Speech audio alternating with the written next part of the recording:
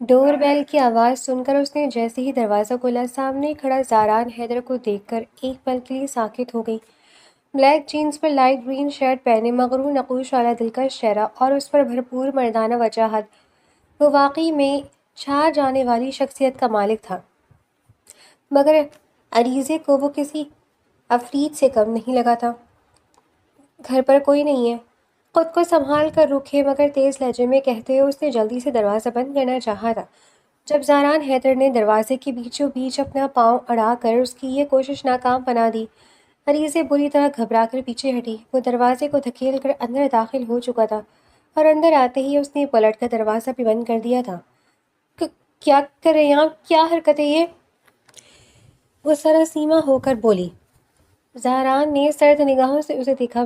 Black lawn cotton کی کڑھائی والی شرٹ پر بلیک سمپل ٹراؤزر اور کندھے پر جھولتا بلیک شفون کا دوپٹہ، ٹھیکے دلکش نقوش والا شفاف چہرہ۔ اس چہرے نے پچھلے 10 روز سے تو اس کا چین سکون برباد کر رکھا تھا۔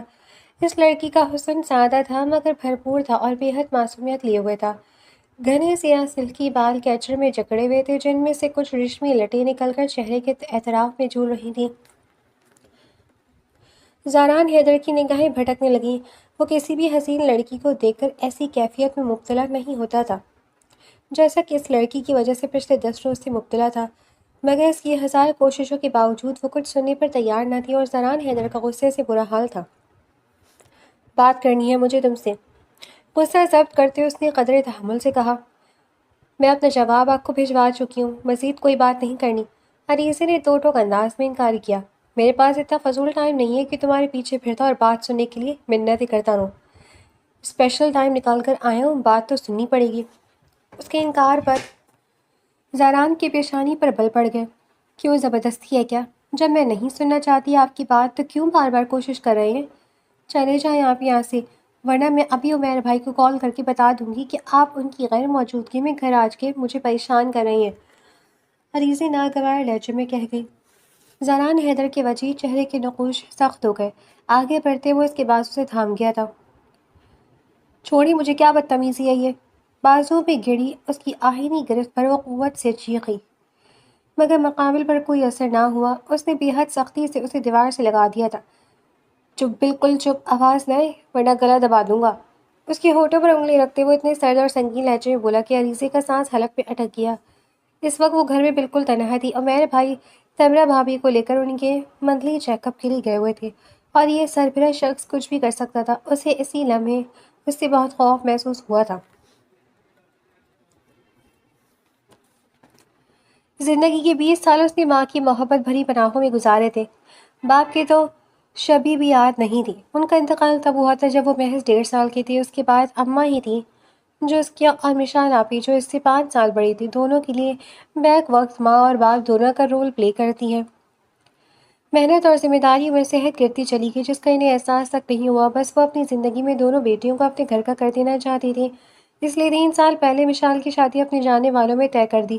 مگر مشال کو جب پتہ چلا تو وہ ہتے سے اکھڑ گئی، کیونکہ اس کی زندگی میں پہلے کوئی اور آ چکا تھا، انصر عباس، اسلام آباد کا رہنے والا، جس سے مشال کا رابطہ فیس بک پر ہوا تھا۔ اماں ایک دور دراز شہر کے رہنے والے انجان لڑکے، جس کی فیملی بھی نہیں تھی، اس سے مشال کا رشتہ کرنے کو تیار نہ تھی، مگر مشال کی ضد اور ہٹ دھرمی دیکھ کر انہوں نے مجبوراً ہتھیار ڈال دیے تھے۔ انصر عباس بہت ہی امیر شخص تھا۔ عریضے کو بہن کی قسمت پر رشک آیا تھا۔ شادی کے 2 سالوں بعد اس نے چند ہی بار چکر لگایا تھا۔ ہر بار اس کا شوہر انصر عباس ساتھ ہوتا تھا اور جتنی دیر مشال رکتی تھی وہ بھی ساتھ رہتا تھا۔ پھر ایک دن اماں کی طبیعت اچانک خراب ہو گئی، ان کی سانسیں اکھڑنے لگی تو اس نے روتے ہوئے انصر بھائی کو فون کیا تو وہ کچھ ہی گھنٹوں میں مشال آپی کو لیے پہنچ گئے تھے۔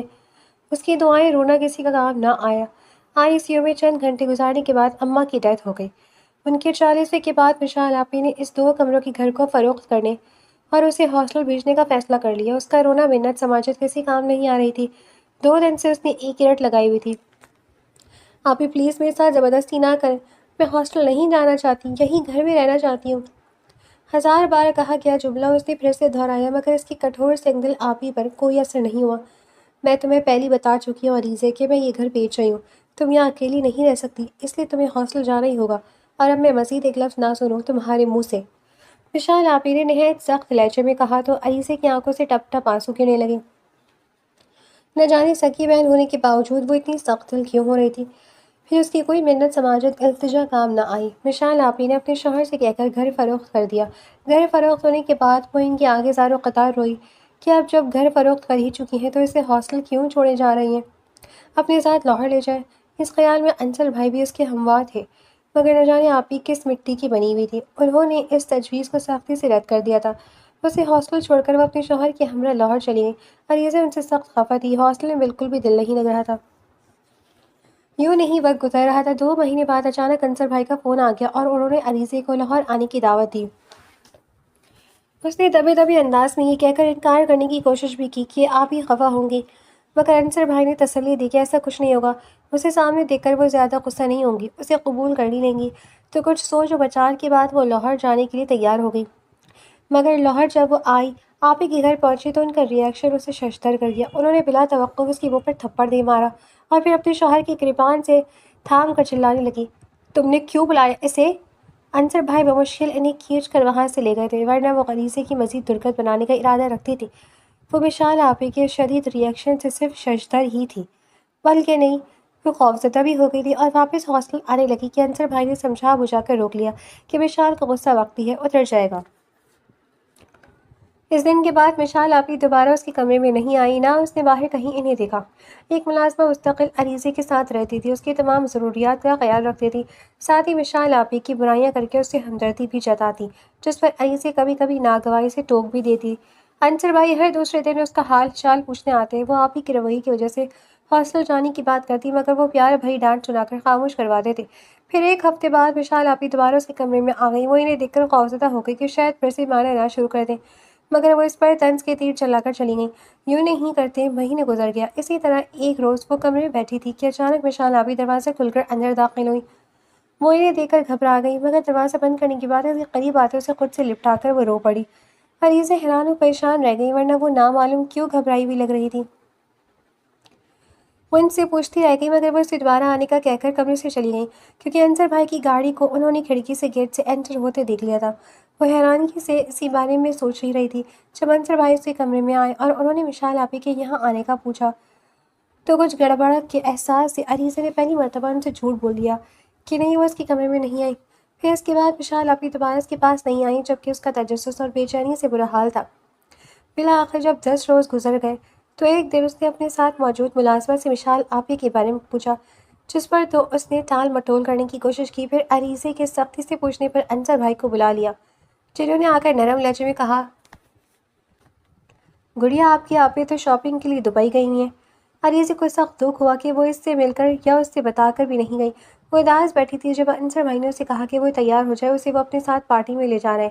عریضے نے انکار کرنا چاہا، مگر ان کے اصرار کے آگے وہ مجبور ہو گئی۔ انہوں نے اسے تیار کرنے کے لیے بیوٹیشین بھیجی تھی، جس نے عریضے کو لاکھ نہ کرنے کے باوجود اس کے لمبے بال کاٹ کر اسے اپنی مرضی کا لک دے دیا، جس کو اس نے اسٹائلش لک کا نام دیا۔ وہ مارے باندھنے انصر بھائی کے ساتھ پارٹی میں گئی۔ آپ ہی کے بغیر یوں انصر بھائی کے ساتھ جانا اسے عجیب سا لگ رہا تھا، مگر ان کے اصرار کے آگے مجبور تھی۔ پارٹی میں عجیب رنگ و بو کا سما تھا، ایلیٹ کلاس کے لوگ کھلم کھلا الکوہول کا استعمال کر رہے تھے، عورتیں نیم عریاں حالت میں تھیں۔ عریضے کو شرم کے ساتھ ساتھ سخت ناگواریت کا احساس بھی ہو رہا تھا۔ انصر بھائی کے حلقہ احباب کے لوگ اسے للچائی ہوئی نگاہوں سے دیکھتے، بے باقی اسے کمنٹس پاس کرتے، کئی ایک سے تو اسے انصر بھائی کے کہنے پر بھی ہاتھ ملانا پڑا، جس سے اس کے پورے وجود میں اضطراب اور ناگواریت کی کیفیت پھیلی تھی۔ اسے شدید حیرت تھی انصر بھائی سے کہ وہ اسے اس طرح کے ماحول میں لائے تھے اور اوپر سے اپنے جاننے والوں کے بے باکانہ کمنٹس پر مسکرا بھی رہے تھے۔ عریضے سے وہاں ٹکنا 2 بار ہو رہا تھا۔ وہ دوپٹے سے خود کو کور کرنے کی کوشش کری تھی جب اس کے پاس ایک ماڈرن سی عورت آئی اور غیر محسوس انداز میں اس کے ہاتھ میں کارڈ تھما دیا۔ مجھ سے رابطہ کرنا، تم خطرے میں ہو۔ وہ اس کے کان میں سرگوشی کرتی آگے بڑھ گئی، جبکہ عریضے کا وجود خوف اور تجسس سے سن ہو کر رہ گیا۔ واپس آنے کے بعد اس نے بڑی احتیاط سے وہ کارڈ سنبھال کر رکھ دیا، مگر کچھ دن بعد جب دیکھا تو کارڈ اپنی جگہ پر نہیں تھا۔ پہلے تو خود ڈھونڈتی رہی، پھر تھک ہار کر ملازمت سے پوچھا تو وہ جواب اس کے بجائے انصر بھائی نے دیا تھا، تم اس کارڈ کو ڈھونڈ رہی ہو نا؟ انہوں نے اس کے سامنے کارڈ لہراتے ہوئے طنزیہ لہجے میں پوچھا تو عریضے کا رنگ فاق ہو گیا تھا۔ اسی وقت انصر بھائی کی اصلیت بھی اس کے سامنے آ گئی تھی۔ ان کا بزنس ایک مکروہ دھندا تھا جس میں وہ عورتوں کو استعمال کرتے تھے۔ مشال آپی بھی اسی غلیظ دھندے کا شکار ہوئی تھی۔ وہ جان کر ششدہ رہ گئی تھی جب انصر عباس کی اصلیت سامنے آئی تھی تو اب بھائی والا رشتہ بھی نہیں رہا تھا۔ تم گھٹیا شخص، یہ تھا تمہارا اصل چہرہ کہ اب میری بہن کی زندگی برباد کر دی۔ وہ چیخ پڑی تھی۔ جواب میں انصر عباس نے اس کے بالوں کو مٹھی میں جکڑ کر جھٹکا دیتے ہوئے دھمکی دیے کہا، اگر عریضے نے اس کی بات نہ مانی تو وہ تہہ خانے میں بند اس کی بہن مشال کو قتل کر دے گا۔ تب اس پر ایک اور انکشاف ہوا، مشال آپ ہی بیرون ملک نہیں بلکہ اسی گھر کے تہہ خانے میں بند تھی۔ عریضے اس مکروہ رذیل شخص کی سچائی جان کر بے تحاشا روئی۔ اب اسے سمجھ آئی تھی کہ مشال آپ ہی کیوں اسے اپنے گھر میں نہیں رکھنا چاہتی تھی، کیونکہ وہ اسے بار بار ہاسٹل سے نہ نکالنے کی تلقین کرتی تھی۔ وہ اسے اس درندے سے بچانا چاہتی تھی جس کا ہاتھ عریضے خود اپنی بیوقوفی سے آپ ہنسی تھی۔ پھر مشال آپی کی جان خطرے میں دیکھ کر اسے انصر عباس کی بات ماننی ہی پڑی۔ انصر عباس نے اسے کہا، آج رات میرا ایک مہمان آ رہا ہے جو کہ خفیہ پولیس کا آفیسر ہے۔ تم نے ہر حال میں اسے ڈرائیو کرنا ہے۔ اگر اپنی بہن کی زندگی عزیز ہے تو اپنی سٹنٹ روبی کو بھیج رہا ہوں۔ وہ تمہیں نہ صرف تیاری میں مدد دے گی بلکہ مہمان کو کیسے ڈیل کرنا ہے یہ پریکٹس بھی کروائے گی، اور اگر کسی قسم کا احتجاج کیا تو تمہاری بہن کو زندگی کی قید سے رہائی دے دوں گا۔ انصر عباس کے شفاق لہجے پہ اسے دھمکی دی تھی جس پر وہ اس کے ہاتھ کٹ پتلی بننے کے لیے مجبور ہو گئی۔ پھر زاران حیدر کو ٹریپ کرنے کے لیے جس طرح کا لباس اسے مہیا کیا گیا اسے دیکھ کر وہ شرم اور بے بسی سے کٹ کر رہ گئی تھی۔ سلیوز لیس نیٹ کا گرہ اور گہرے والا شفون کا گاؤن بیوٹیشین نے اسے تمام ہتھیاروں سے لیس کیا تھا۔ عریضے کو ایسا محسوس ہو رہا تھا جیسے قربانی کے لیے اسے تیار کیا جا رہا تھا۔ اسے شدید پچھتاوا ہو رہا تھا کہ وہ یہاں آئی ہی کیوں تھی۔ کاش مشال آپی کی بات مان کر نہ آتی تو آج اس حال کو نہ پہنچتی۔ پچھتاوے کا احساس رہ رہ کر کچوکے لگا رہا تھا۔ تیار ہونے کے بعد انصر عباس اسے لے کر وسیع اور عریض بنگلے کے اس ڈرائنگ روم میں لے آیا جو مہمانوں کے لیے مختص تھا۔ سامنے ہی صوفے پر دو افراد موجود تھے جن میں سے ایک بے پناہ اٹریکٹیو پرسنالٹی اور اونچے لمبے قد کا مالک شخص تھا جس کے مغرور نقوش والے چہرے پر سنجیدگی چھائی ہوئی تھی، جبکہ دوسرا شخص پرسنالٹی اور وجاہت میں اس سے کم تھا۔ یہ آفیسر زاران حیدر ہیں اور یہ ان کے اسسٹنٹ عمیر رضا۔ انصر عباس نے ڈرائنگ روم داخل ہوتے آہستگی سے اسے بتایا۔ عریضے ایک نظر دیکھ کر نظر جھکا گئی۔ وہ اسی لیے ان کے قریب چلا آیا۔ وہ دونوں کھڑے ہو گئے۔ کیسے ہیں سر؟ دل سے خوشی ہوئی آپ کو آج اپنے مہمان خانے میں دیکھ کر۔ سچ میں رونق بڑھا دی آپ نے تشریف لا کر۔ انصر عباس نے زاران سے ہاتھ ملاتے ہوئے خوش آمدید لہجے میں کہا، کیسے نہ آتے مالک صاحب، آپ نے اتنی محبت سے دعوت دی تھی۔ جواب میں زاران بھی خود پر جبر کرتے مسکرایا تو انصر عباس کی بانچیں کھل گئیں۔ کرم نوازی ہے کہ آپ کے سر، بہرحال اسے ملیے اور یہ ان سے ملیے۔ یہ ہے میری رائٹ ہینڈ مس عریضہ حسن۔ انہی کی کرم نوازی نے میرے بزنس کو اتنی اونچائی پر پہنچایا۔ جتنی ہی خوبصورت اور کم عمر ہے اتنی ہی ذہین اور ہوشیار بھی ہیں۔ آپ جیسے سنجیدہ مزاج لوگ کبھی ان کی حسین کمپنی میں بور نہیں ہو سکتے۔ انصر عباس نے عریضے کا تعارف کرواتے ہوئے کہا جس پر ان دونوں نے عریضے کی طرف دیکھا تھا۔ نہ چاہتے ہوئے بھی انصر عباس کی ہدایت پر اس کا ہاتھ مکائنگی انداز میں زاران حیدر کی طرف بڑھا۔ ہیلو، سوری میں خواتین سے ہاتھ نہیں ملا تھا۔ زاران کے لہجے میں سختی اور روکھا پن در آیا تھا۔ پھر کیا ملاتے زاران سر؟ انصر عباس نے معنی خیز انداز سے پوچھا۔ یہ نظریں ملاتے؟ اس سے پہلے زاران کوئی سخت جواب دے کر معاملہ خراب کرتا۔ عمیر نے جلدی سے کہا جس پر انصر عباس مسکرانے لگا۔ کیا پئیں گے آپ؟ انصر عباس بیٹھتے ہوئے پوچھنے لگا۔ کسی تکلف کی ضرورت نہیں، جلدی سے کام کی بات ہو جائے تو بہتر ہے کیونکہ ہیڈ کوارٹر سے کسی بھی وقت کال آ سکتی ہے۔ آج کل کچھ اہم کیسز پر کام ہو رہا ہے۔ زاران حیدر نے بازو پر بندی گھڑی میں وقت دیکھتے ہوئے جتانے والے انداز میں کہا، کام شام تو ہوتے رہتے ہیں سر، کبھی ان ٹینشن والے کاموں سے کچھ وقت کے لیے جان چھڑا کر زندگی کو دیکھیں۔ کتنی رنگین اور پر لطف چیزیں ہیں جو سکون پہنچا سکتی ہے، ان سے کچھ دیر کے لیے فائدہ اٹھائیں۔ انصر عباس کو سن گن مل چکی تھی کہ آفیسر زاران حیدر اس کے گروہ کے پیچھے پڑا ہے اور اس سے پہلے کہ کئی خطرناک گروہوں کو بڑے منظم طریقے سے پکڑ چکا ہے، سو وہ اسے اپنے دام میں لانے کی کوشش کر رہا تھا۔ آپ جیسے لوگوں کی تفعیل ہمیں سکون لینے کا موقع بھی مل جاتا ہے۔ خیر وقت ہمارے پاس کام ہے۔ زاران نے قدرے سنجیدہ لہجے میں پوچھا، کام بھی بتا دیں گے، پہلے ہمیں اپنی خدمت کا موقع تو دے سر۔ اس نے خوش آمدانہ انداز میں کہا، کس طرح کی خدمت کرنا چاہیں گے؟ اس بار زاران نے بے باک نظروں سے سامنے صوفے پر بیٹھی عریضے کو دیکھتے ہوئے معنی خیز لہجے میں پوچھا۔ جیسے آپ چاہیں۔ انصر عباس جھٹ سے بولا، ٹھیک ہے پھر یہاں نہیں۔ زاران نے قدرے ہچکچاہٹ آمیز انداز سے کہا، ہاں کیوں نہیں، آپ جس وقت کہیں ہوٹل بلو ایریا کی کمرہ نہیں، نمبر 113 میں آپ کی امانت پہنچا دی جائے گی، بس ٹائم آپ نے بتانا ہے۔ انصر عباس زاران حیدر کو اپنے دام میں آتا دیکھ کر اندر تک کھل اٹھا تھا۔ عریضے سائیں سائیں کرتے دماغ اور ساکت نگاہوں سے دیکھ رہی تھی۔ انصر عباس اور زاران حیدر اس وقت ایک ہی گیدرنگ کے لگ رہے تھے۔ ضلالت اور کمینگی کی انتہا کو پہنچتے ہوئے بدنما انسان وہ شرم اور ذلت کے احساس سمیت پورے وجود سے جھلس کر رہ گئی۔ اسے کوئی کھلونا سمجھ کر اس کے ساتھ کھیلنے کے لیے وہ معنی خیز گفتگو کرتے معاملہ طے کر رہے تھے۔ ٹھیک ہے، آج رات 11 بجے، زاران سنجیدگی سے کہہ کر اٹھ کھڑا ہوا۔ انصر عباس نے خوشی خوشی ان سے ہاتھ ملائے۔ ان کے رخصت ہونے کے بعد روبی کی نگرانی میں اسے کمرے میں بھیج دیا گیا۔ بیڈ پر گرتے ہی وہ پھوٹ پھوٹ کر رو دی۔ اگر آبی کی زندگی کا سوال نہ ہوتا تو وہ کبھی بھی اپنی عزت پر کمپرومائز نہ کرتی۔ رات کو اسے تیار کر کے انصر عباس کی ہدایت پر ہوٹل کے اس روم میں بھیج دیا گیا جہاں اسے زاران حیدر کو خوش کرنا تھا۔ لرزتے وجود کے ساتھ وہ اندر داخل ہوئی۔ سامنے ہی ایک شخص کھڑکی کی طرف رخ کیے کھڑا تھا جس سے وہ زاران حیدر سمجھی۔ آہٹ پر وہ جیسی پلٹا، عریضے چونک اٹھی۔ وہ زاران حیدر نہیں بلکہ اس کا اسسٹنٹ عمیر رضا تھا۔ آپ؟ عریضے کے منہ سے بے اختیار نکلا۔ زاران سر کسی ارجنٹ کام سے گئے، ابھی آتے ہی ہوں گے، آپ بیٹھے نا۔ وہ اسے گہری نگاہوں سے دیکھتا اس کی طرف بڑھا تو عریضے بے اختیار خود میں سمٹی۔ صوفے پر بیٹھنے کے بعد وہ گلے میں لپٹے رسی نما دوپٹے سے خود کو کور کرنے کی کوشش کری تھی۔ عمیر رضا نے اس کی اس حرکت اور چہرے کے تاثرات کو بڑے غور سے دیکھا۔ جہاں پر گھبراہٹ کے تاثرات نمایاں تھے، وہ لڑکی ماڈرن ہولیت تو اپنائے ہوئی تھی، مگر حرکات و سکنات سے وہ ایلیٹ کلاس کی بے باک لڑکیوں کی طرح بالکل نہیں لگی، بلکہ عمیر کو وہ کسی مجبور اور بے بس لڑکی کی طرح لگی جو غلطی یا کسی مجبوری کے عوض اس دلدل میں پھنسی ہوئی تھی۔ اسے بے اختیار اس لڑکی سے ہمدردی محسوس ہوئی۔ یہ جوس لینا۔ اسی وقت ویٹر جوس دے گیا تو عمیر نے ایک گلاس اٹھا کر اس کی طرف اٹھایا جسے وہ نہ چاہتے ہوئے بھی تھام گئی تھی۔ 2 گھونٹ بھرنے پر ہی اسے اپنا چکراتا محسوس ہوا سر۔ پھر اس کے بعد اسے کچھ یاد نہ رہا۔ ہوش میں آئی تو خود کو کسی انجان کمرے میں کرسی پر بندھا دیکھ کر ششدر رہ گئی۔ آنکھ کھلی تو خود کو ایک کرسی پر رسی سے بندھا دیکھ کر وہ حیرت و خوف سے دنگ رہ گئی۔ دل دھڑکنے کی رفتار از تیز ہو گئی۔ وحشت زدہ نگاہوں سے کمرے کا جائزہ لیا۔ وہ ایک چھوٹا سا کمرہ تھا جس میں اسے چیئر کے علاوہ 2 اور چیئرز رکھی ہوئی تھیں۔ اس کے علاوہ کمرے میں کچھ بھی نہیں تھا۔ سامنے دیوار میں لوہے کا دروازہ تھا جو اس وقت بند تھا۔ چھت میں نصب تیز والٹ کے بلب کی روشنی پورے کمرے میں پھیلی ہوئی تھی۔ نہ معلوم وہ کہاں کب سے تھی۔ جسم کا ایک ایک عضو درد کر رہا تھا۔ اسی وقت لوہے کا دروازہ کھلا اور اندر آنے والی شخص کو دیکھ کر وہ حیران رہ گئی جو اس کے مقابل آن کھڑا ہوا تھا۔ ہوش آ گیا تمہیں؟ اس کی سرخ و سفید رنگت ذہانت و فخر سے دمکتی آنکھوں میں اور دلکش و وجیح چہرے کے ہر نقش سے تمسخر و تضحیک آمیز تاثرات جھلک رہے تھے۔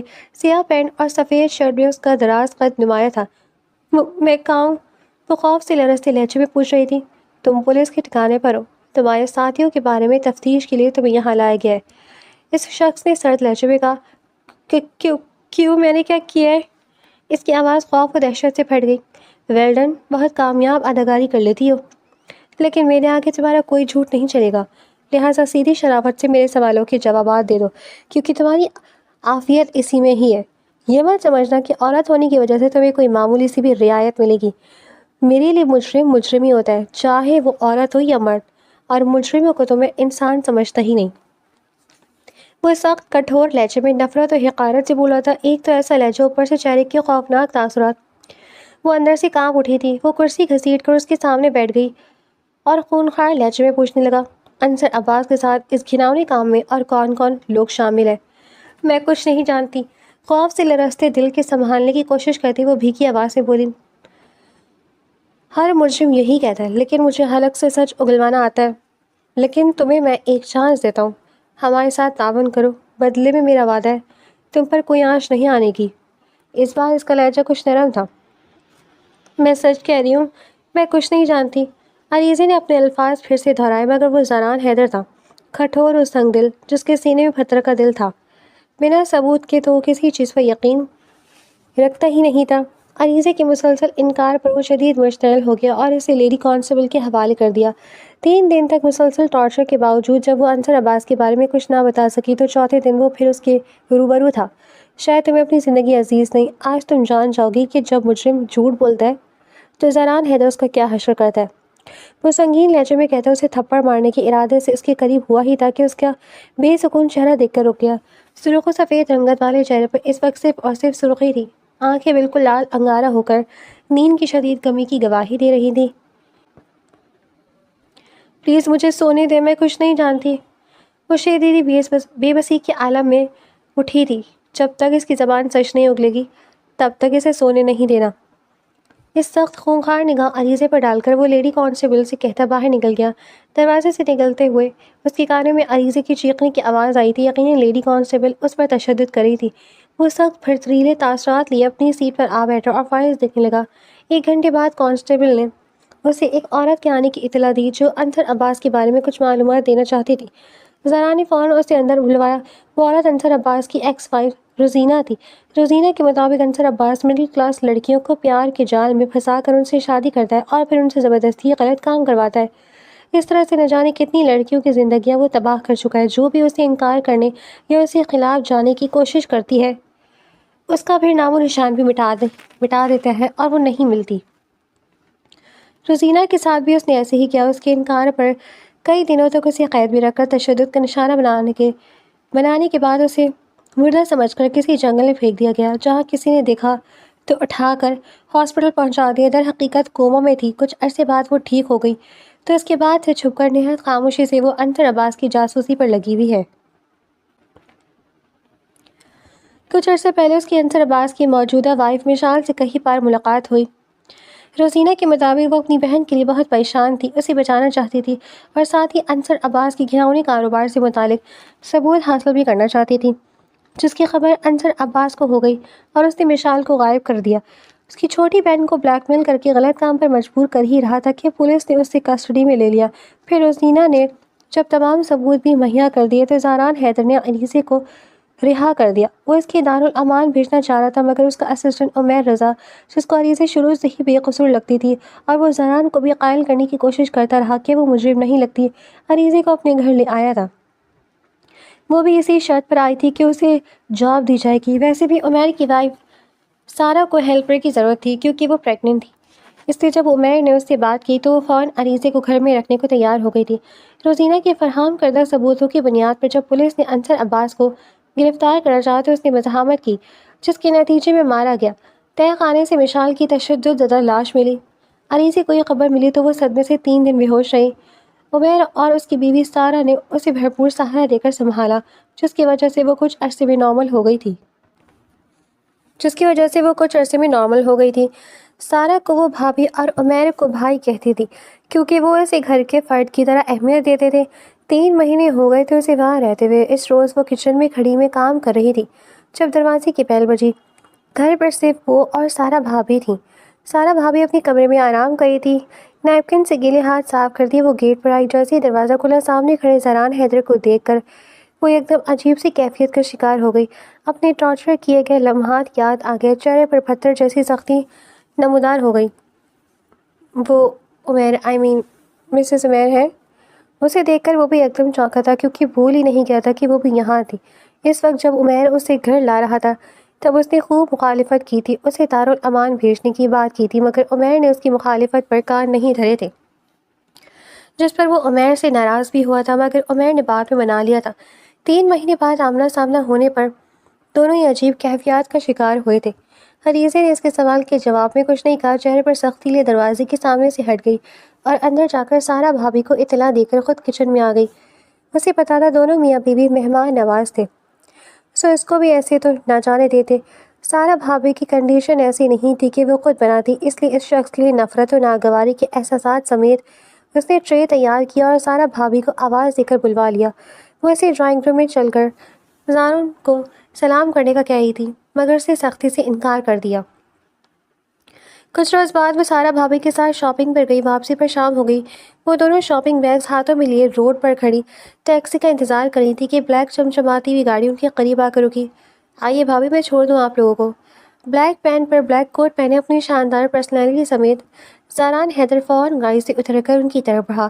جہاں سارا بھابھی اس شدید گرمی میں اس کی آمد پر خوش ہوئی، وہیں عریضے کے چہرے پر پہلے کی طرح پتھریلا پن چھا گیا۔ ناگواریت کے احساس سمیت اس نے چہرے کا رخ پھیر لیا۔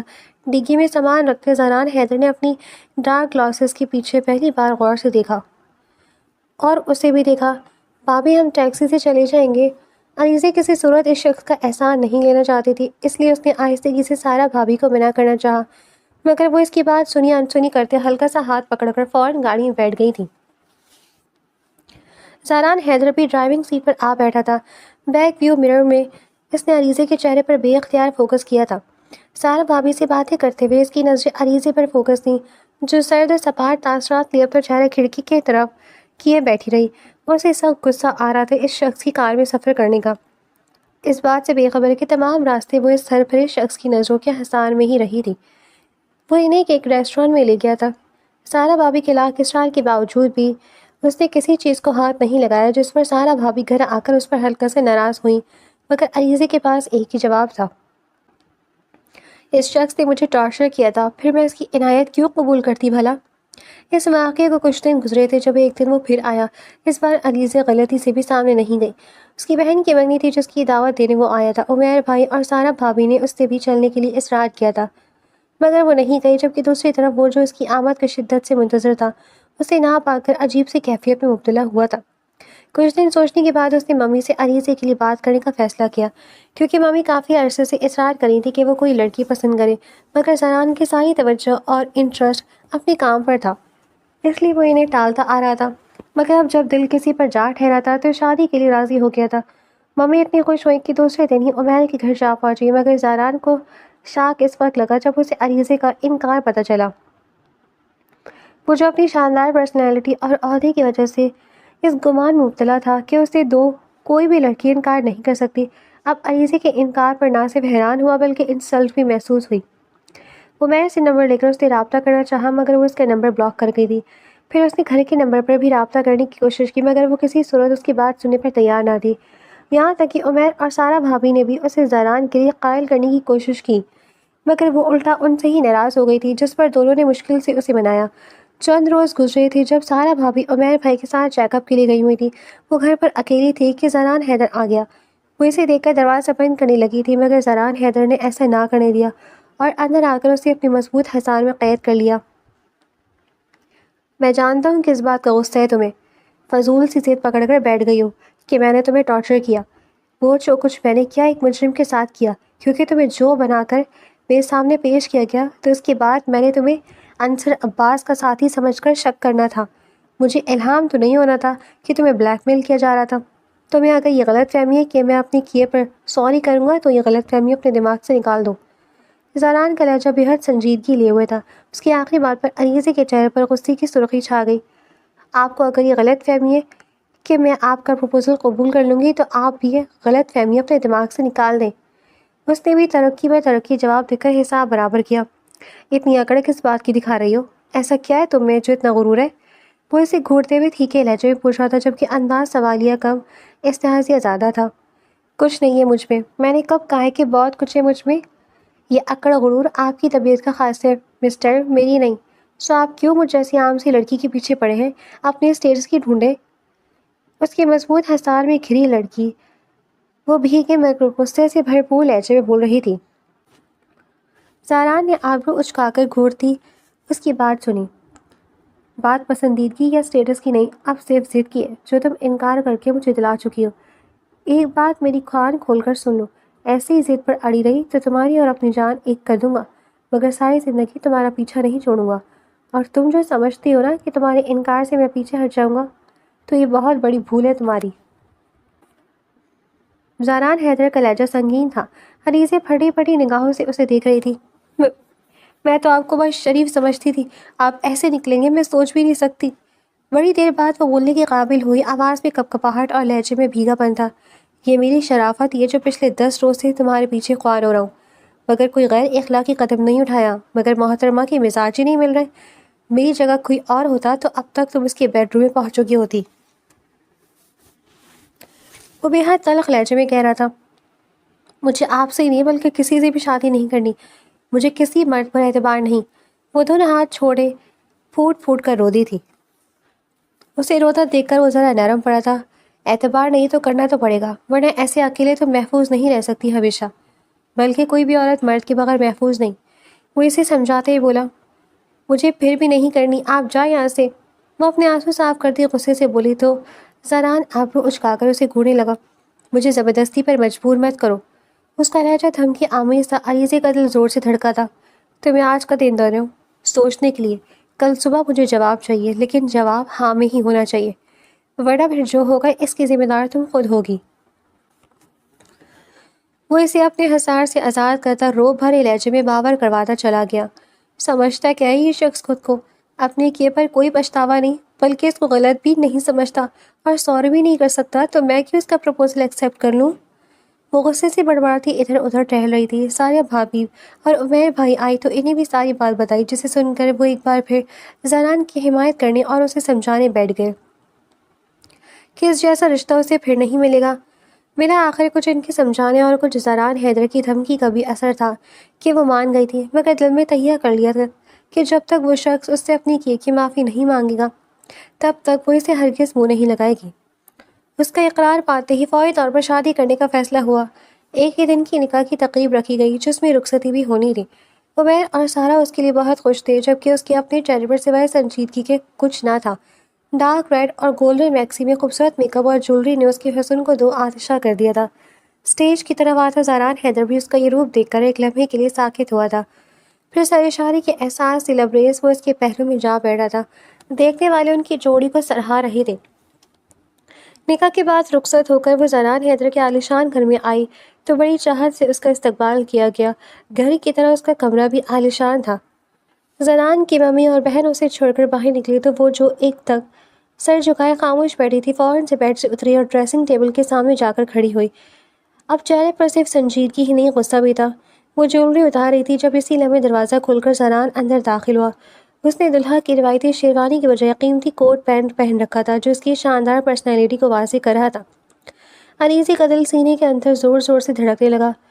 وہ چاہ کر بھی دل کو اتنا زور سے دھڑکنے اور خود کو گھبراہٹ میں مبتلا ہونے سے نہ روک سکی۔ دروازہ بند کرنے کے بعد وہ سیدھا اس کے پاس آ کھڑا ہوا۔ کیا بات ہے محترمہ، اتنی بھی کیا جلدی تھی یہ سب اتارنے کی؟ ابھی تو میں نے تمہیں ٹھیک سے دیکھا بھی نہیں تھا۔ الفاظ کے برعکس لہجہ نرم تھا، بلکہ لبوں پر ہلکی سی مسکان بھی تھی۔ وہ سر جھکائے خاموش کھڑی گلے سے نیکلس اتارنے کی کوشش کر رہی تھی۔ رکو میں ہیلپ کر دیتا ہوں۔ کچھ دیر جواب کا انتظار کرنے کے بعد اسے نیکلس سے الجھتا دیکھ کر وہ فوراً اس کے پیچھے آ کھڑا ہوا تھا۔ میں کر لوں گی۔ اپنی گردن پر اس کے ہاتھ کا لمس محسوس کرتی وہ فوراً اچھلی تھی۔ کرنٹ نہیں لگا رہا، آرام سے رہو۔ وہ اس کے اچھلنے پر طنز کرتے ہوئے بولا، چھوڑے میں خود کر لوں گی۔ وہ تیزی سے دور ہٹی اور پھر فوراً ڈریسنگ روم میں گھس گئی۔ زنان چند لمحے تو ڈریسنگ روم کے بند دروازے کو دیکھتا رہا، پھر کندھے اچکا کر اپنا کوٹ اتارنے لگا۔ تمہارے اس گریز کو میں کیا سمجھوں؟ وہ آئینے کے سامنے کھڑی اپنے ریشمی گھنے بال سلجھا رہی تھی جب آئینے میں پیچھے سے زاران کا عکس ابھرا۔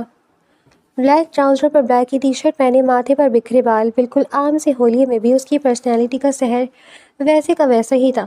علیزی کا دل زور سے دھڑک اٹھا تھا۔ 3 دن ہو گئے تھے شادی کو اور وہ مسلسل اس سے فاصلہ برقرار رکھی ہوئی تھی، جس کو زنان حیدر اس کی جھجک سمجھ کر پہلے تو خاموش رہا، مگر آج تیسرے دن وہ اس سے پوچھ رہا تھا، کیا مطلب؟ کیسا گریز؟ مطلب سمجھ آ جانے کے باوجود بھی بے ساختگی میں منہ سے نکلا، اتنی بھی بچی نہیں ہو جو ہمیشہ سمجھ ہی نہ سکو۔ مجھے صرف یہ بتا دو، یہ شرم جھجک ہے یا کوئی اور بات؟ زنان کی آنکھیں اور لہجے کا تاثر عجیب سا تھا۔ علیزی کا دل دھک سے رہ گیا۔ کیا کہنا چاہتے ہیں آپ؟ وہ چٹک کر گویا ہوئی، وہی جو تم سمجھو، یا جو تمہاری زندگی میں پہلے کوئی آیا تھا، یا پھر کوئی ہے جس کے لیے خود کو سنبھال کر رکھ رہی ہو؟ زنان نے چپتے ہوئے لہجے میں پوچھا تو چند پل تو وہ کچھ بول ہی نہ سکی۔ وہ اس کے گریز کا کوئی ایسا مطلب لے گئی اس کے وہم و گمان میں بھی نہیں تھا۔ کیا مطلب ہے آپ کا مجھ پر اس طرح کا گھٹیا الزام لگاتے ہوئے؟ شرم آنی چاہیے آپ کو۔ علیزی کے لہجے اور آواز میں غصے اور آنسو دونوں کی آمیزش تھی۔ دیکھو علیزی، میں کوئی الزام نہیں لگا رہا، صرف سوال کر رہا ہوں۔ وہ تحمل سے بولا، مت کریں اس طرح کے فضول سوالات۔ کوئی نہیں تھا میری زندگی میں، نہ کوئی ہے۔ رہی بات گریز کی، تو یہ شادی آپ کی مرضی سے ہوئی ہے، میری سے نہیں۔ اگر ایسے نہیں رہ سکتے تو چھوڑ دیں مجھے۔ وہ جذبات میں کہہ گئی۔ احساسات اس وقت ہوا جب زاران کا باری ہاتھ فضا میں بلند ہوا۔ علیزی نے خوف سے آنکھیں بند کر لیں۔ آئندہ یہ چھوڑنے والی بکواس کی تو جان لے لوں گا تمہاری۔ بڑی مشکل سے اٹھے ہوئے ہاتھ کو روکتا اسے خون خوار نگاہوں سے دیکھ کر کہتا وہ کمرے سے نکل گیا۔ عریضے کی آنکھوں سے آنسو نکلتے چلے گئے۔ وہ بیڈ پر بیٹھ کر رونے لگی۔ اسی وقت زنان کی ممی کسی کام سے آئی تو اسے روتا دیکھ کر پوچھنے لگی، جس پر وہ پہلے تو گڑبڑا کر ٹالنے لگی تھی، مگر پھر ان کی اصرار پر زنان کی ڈانٹ کے بارے میں بتا دیا۔ شام کو وہ گھر آئے تو سب سے پہلے ممی کی ڈانٹ کا سامنا کرنا پڑا۔ آف موڈ کے ساتھ روم میں آئے تو سامنے ہی وہ صوفے پر بیٹھی کوئی کتاب پڑھ رہی تھی۔ اب تو ہمارے بیڈ روم کی ہر بات ممی کو بتاؤ گی؟ وہ ناراض لہجے میں پوچھ رہا تھا۔ عریضے گڑبڑائی۔ میں نے خود نہیں بتایا، وہ روم میں آ گئی تھی اور اصرار کر کے پوچھا تھا تو وہ ڈرتے ڈرتے بولی، آئندہ ہمارے بیڈ روم کی کوئی بھی بات ممی تک نہ پہنچے۔ وہ اسے وارننگ دیتے ڈرائنگ روم میں چلا گیا۔ عریضے کے کمرے سے باہر آئی تو ممی نے زنان کا کھانا کمرے میں لے جانے کا کہا، کیونکہ خراب موڈ کی وجہ سے اس نے ڈائننگ ٹیبل پر نہیں آنا تھا۔ وہ کھانا لے کر روم میں آئی تو وہ صوفے پر بیٹھا لیپ ٹاپ سامنے رکھ کے استعمال کر رہا تھا۔ اس نے ٹرے ٹیبل پر رکھ دی۔ وہ ہنوز اپنے کام میں مگن رہا، ٹرے کی طرف متوجہ بھی نہ ہوا تو وہ جو کھڑی انگلیاں چڑکا رہی تھی جھجک کر اسے مخاطب کیا، کھانا کھا لے۔ زرا نے کوئی جواب نہ دیا تو کچھ دیر بعد وہ پھر ہمت کر کے بولی، آپ کھانا کیوں نہیں کھا رہے؟ یہ میرا گھر ہے، ہر چیز میری ہے، میں کھانا کھاؤں یا نہ کھاؤں یہ تمہارا مسئلہ نہیں ہے، سمجھی؟ روکھے سرد لہجے میں جواب آیا تھا۔ عریضے ایک لمحے کے لیے ساکت رہ گئی۔ سخت انسلٹ فیل ہوئی تھی۔ وہ خوشی سے پلٹی اور روم کا ٹیرس کی طرف کھانے والا دروازہ کھول کر ٹیرس پر چلی گئی۔ زارا نے ایک لمحے کے لیے سر اٹھا کر اس ٹیرس پر جاتے دیکھا اور پھر سر جھٹک کر اپنے کام میں مصروف ہو گیا۔ کافی دیر بعد جب کام ختم ہوا تو جمائی لیتے اس نے لیپ ٹاپ بند کر دیا اور اٹھ کھڑا ہوا۔ وہ اب تک ٹیرس پر ہی تھی اور باہر سردی کی شدت بھی زیادہ تھی۔ پہلے تو دل کیا خاموشی سے سو جائے، مگر پھر دل کے ہاتھوں مجبور ہوتا وہ ٹیرس پر آیا، جہاں وہ ضدی لڑکی اتنی ٹھنڈ میں بنا کسی شال یا سویٹر کی کرسی پر بیٹھی تھی۔ ہچکیاں لیتا وجود بتا رہا تھا کہ وہ رونے کے شغل میں مصروف تھی۔ کیا ہو رہا ہے یہاں؟ اتنی سردی میں بیمار ہونے کا ارادہ ہے کیا؟ زنان کی بھاری روب دار آواز بالکل قریب سے گونجی تو ایک لمحے کے لیے عریضے کا دل سکڑ کر پھیلا۔ کچھ پوچھ رہا ہوں تم سے۔ زنان نے اس کا رخ اپنی طرف موڑا۔ آنسوؤں سے گیلا دلکش نقوش سے سجا معصومیت بھرا چہرہ، بھیگی لرزتی پلکیں اور کپکپاتے ہونٹ۔ زنان کا دل عجیب سے احساسات سے دوچار ہونے لگا۔ بے اختیار وہ اسے کھینچ کر کھڑا کرتا اپنے حصار میں قید کر گیا۔ اتنی کانپ کیوں رہی ہو یار؟ کھا تھوڑی نہ جاؤں گا تمہیں۔ اس کی خوشبو بکھیرتی زلفوں میں اپنا چہرہ دیا وہ آنکھیں بند کیے کھڑا تھا، جب اس کے وجود کی کپکپاہٹ پر چونکا۔ مجھے سردی لگ رہی ہے، وہ جھکی نظروں کے ساتھ کپکپاتی ہوئی آواز میں بولی تو اسے اپنے حصار میں لیے اندر آ گیا۔ اتنی دیر سردی میں رہو گی تو سردی تو لگے گی، اب آرام سے سو جاؤ۔ وہ اسے بیڈ پر لٹانے کے بعد کمبل اڑھاتے ہوئے بولا۔ اب کیا ہوا؟ وہ جیسے ہی اٹھا عریضے بھی اٹھ بیٹھی۔ مجھے بھوک لگی، میں نے کھانا نہیں کھایا، وہ منمنا کر بولے۔ کیوں نہیں کھایا؟ زرا نے چونک کر پوچھا۔ آپ نے میری انسلٹ کی، اس کے بعد تو کیسے کھاتی؟ وہ آہستہ آواز میں اسے یاد دلاتے بولی تھی۔ لڑکی جھوٹ مت بولو، میں نے کب انسلٹ کی تمہاری؟ صرف تک آ کے میرا گھر ہے، کھانا کھانا ہوگا تو خود ہی کھا لوں گا، وہ آپ کو اچکا کر دیکھتے ہوئے بولا۔ ہاں تو اس میں میری انسلٹ تھی نا، کیونکہ میں کھانا لائی تھی آپ کے لیے اور آپ نے کہا یہ آپ کا گھر ہے، ہر چیز آپ کی ہے، تو اس کا مطلب ہے میں یہاں پر اجنبی مہمان کی طرح ہوں، کیونکہ یہ گھر صرف آپ کا ہے، ہر چیز صرف آپ کی ہے۔ وہ ناراض لہجے میں بولتی چلی گئی۔ زنان گہرا سانس لے کر اس کے بے حد قریب بیٹھ گیا، جس پر وہ ذرا سا نروس ہوتی پیچھے ہٹنے لگی تھی جب وہ اس کا ہاتھ تھام کر اپنے قریب کر گیا تھا۔ میں نے کہا تھا نا یہ گھر میرا ہے اور ہر چیز میری ہے، تو ہر چیز سے مطلب یہ تھا کہ تم بھی میری ہو۔ اس کی نگاہیں گہری تھیں۔ عریضے کا دل دھڑک اٹھا تھا۔ میں کوئی چیز نہیں ہوں، وہ نظر چکا کر بولی۔ میری بیوی تو ہونا، وہ گھمبیر لہجے میں کہتا قریب ہوا تو عریضے کا دل سینے سے باہر آنے کو مچلنے لگا۔ چہرے پر کئی رنگ بکھر گئے۔ ایک بات تو بتاؤ، کیا میں تمہیں پسند نہیں ہوں؟ وہ اسے قریب کے پوچھ رہا تھا۔ وہ بے اختیار نفی میں سر ہلا گئی۔ پھر ہمارے درمیان فاصلہ کیوں رکھا ہوا ہے؟ نہ میری محبت کا جواب محبت سے دیتی ہو، نہ کچھ شیئر کرتی ہو، وہ شکوہ آمیز لہجے میں بولا۔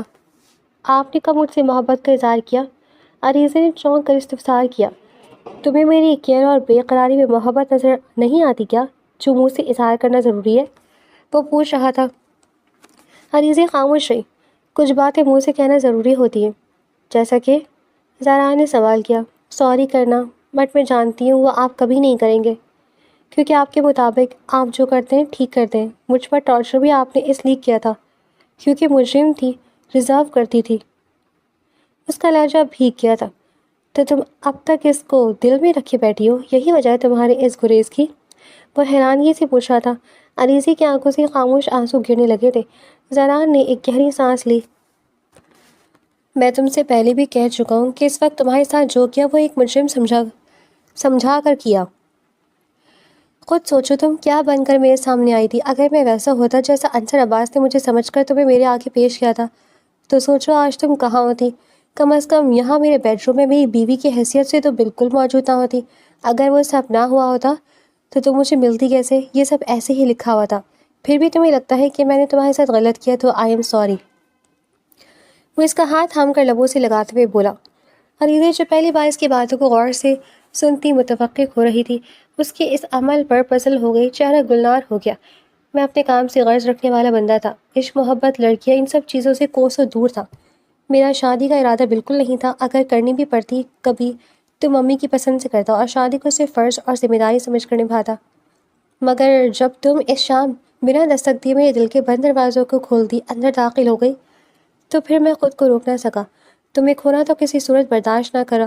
ہاں تم نہ مانتی تو میں انتظار کر لیتا، مگر پیچھے تو ہرگز نہ ہٹتا، کیونکہ اول تو مجھے کچھ پسند آتا نہیں تھا، اگر آ جائے تو پھر میں اس سے دستبردار نہیں ہوتا۔ پھر تم کیسے ہو جاتا؟ وہ بڑے خوبصورت لہجے میں کہہ رہا تھا۔ عریضے کے دل پر جیسے ٹھنڈی ٹھنڈی پھوار پڑنے لگی۔ اتنا شاندار بندوں سے محبت کرتا اسے ایک دم سرشار و فخر کا احساس ہوا۔ چلو اٹھو، پہلے چل کر کھانا کھاتے ہیں، اب مجھے بھی بھوک لگنا شروع ہو گئی ہے۔ وہ اس کا ہاتھ پکڑ کر اٹھاتے بولا۔ ہاں لیکن میں گرم نہیں کروں گی کھانا، وہ شرارت سے بولی۔ تم چلو تو یہ کام میں خود کر لوں گا۔ زران دلکشی سے مسکرایا اور اس کا ہاتھ تھام کر کمرے سے باہر نکل گیا۔